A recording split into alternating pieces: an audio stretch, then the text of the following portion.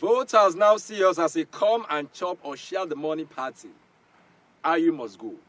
More people come for the national chairman of the People's Democratic Party, PDP, Iyorchia Ayu. This is our discussion today.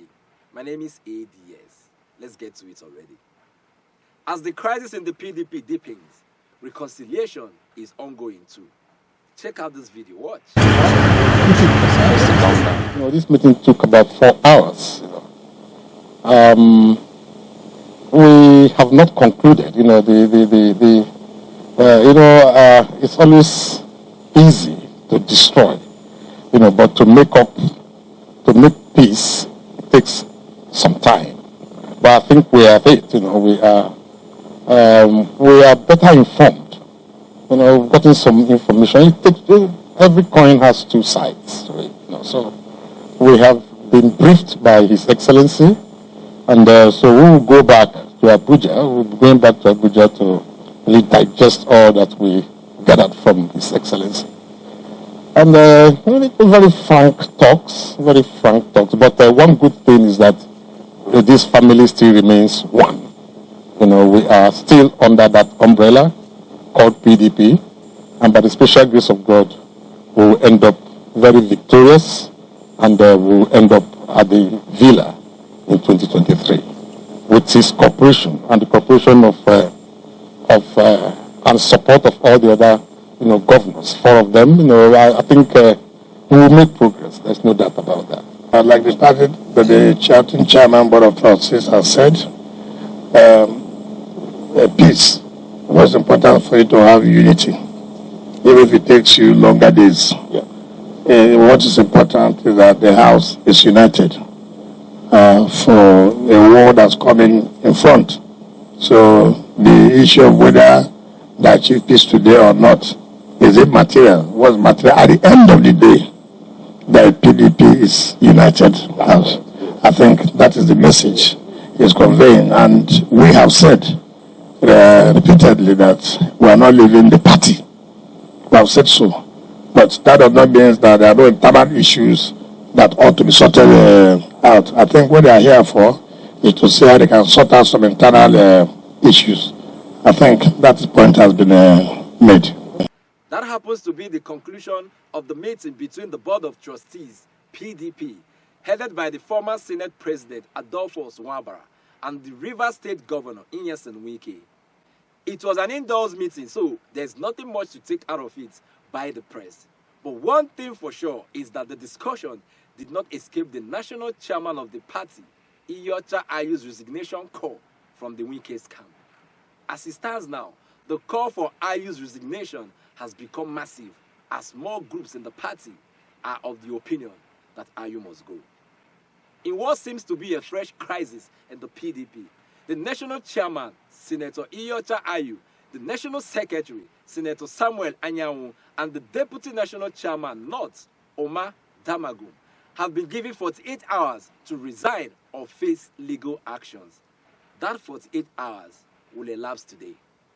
The demand for the party officers to resign was part of the resolutions by the forum of PDP candidates and aspirants, who also passed a vote of no confidence on them and petitioned the National Executive Committee, NEC, of the party on their unanimous demand. Recall that before now, the National Working Committee, NWC, of the party already passed vote of confidence on the national chairman, Iyorchia Ayu, when the Wike's camp began to call for his resignation. So there is a vote of confidence and another vote of no confidence on the same person of Iyorchia Ayu. The forum accused the party national officers of different allegations during the PDP congresses, primaries, and national conventions. They pointed out that the dishonest actions by the leadership of the party were largely responsible for the nullification by the court of the governorship primaries in Zamfara State and all primaries held in Ogun State, noting that many more are still pending in court. This forum made it clear that sharing the money paid as nomination forms instead of utilizing it for the good of the party ahead of the 2023 general elections was very provocative and indicting the image of the party. In the report made available to the press, the forum demanded that Ayu, Anyanwu, and Damagum should step down immediately or be sacked by the party within 48 hours. The forum threatened that if they do not step down, they will face legal action to force them out of office. It is interesting to know that the 48 hours will elapse today. Court action will follow next. Again, even as Governor Wike's issue with the PDP is yet to be resolved, the governor has been seen in secret meetings with the presidential candidates of the Labour Party, Mr. Peter Obi.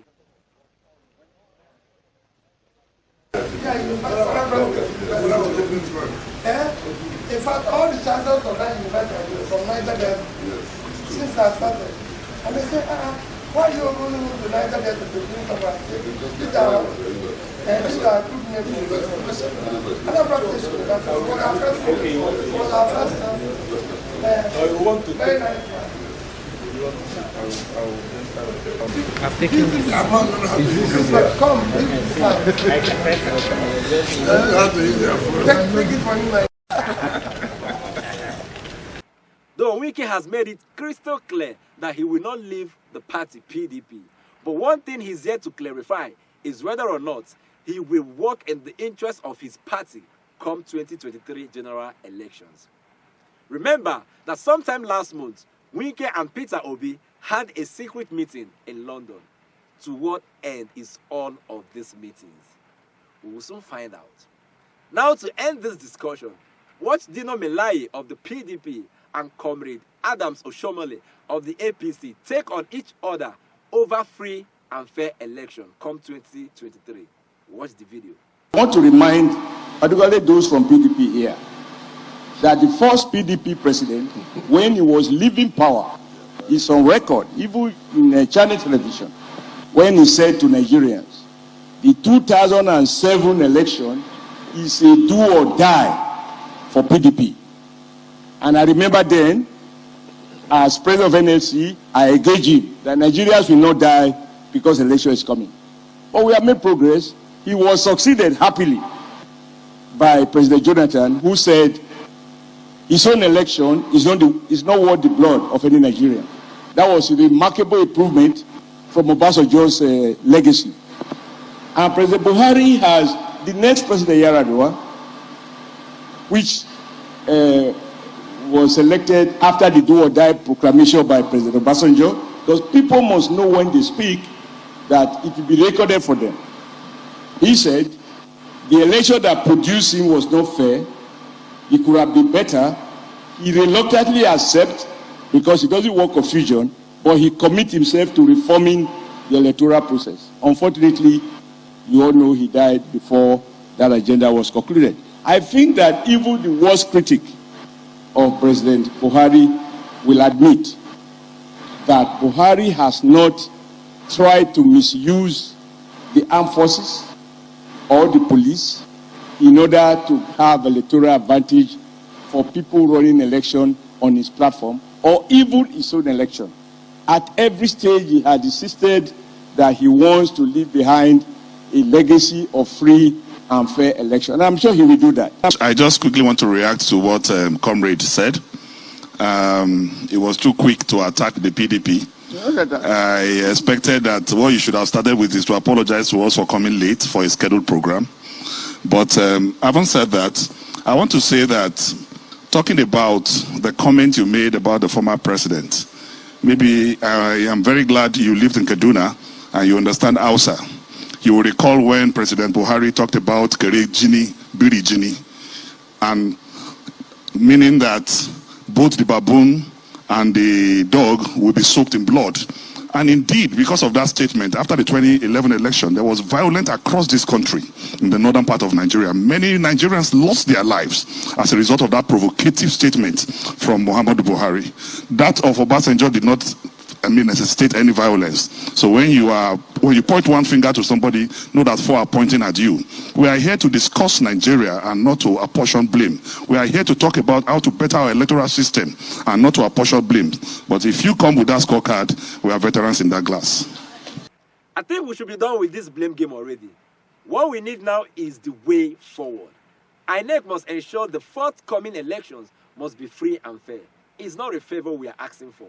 It is what they are bound by duty to do.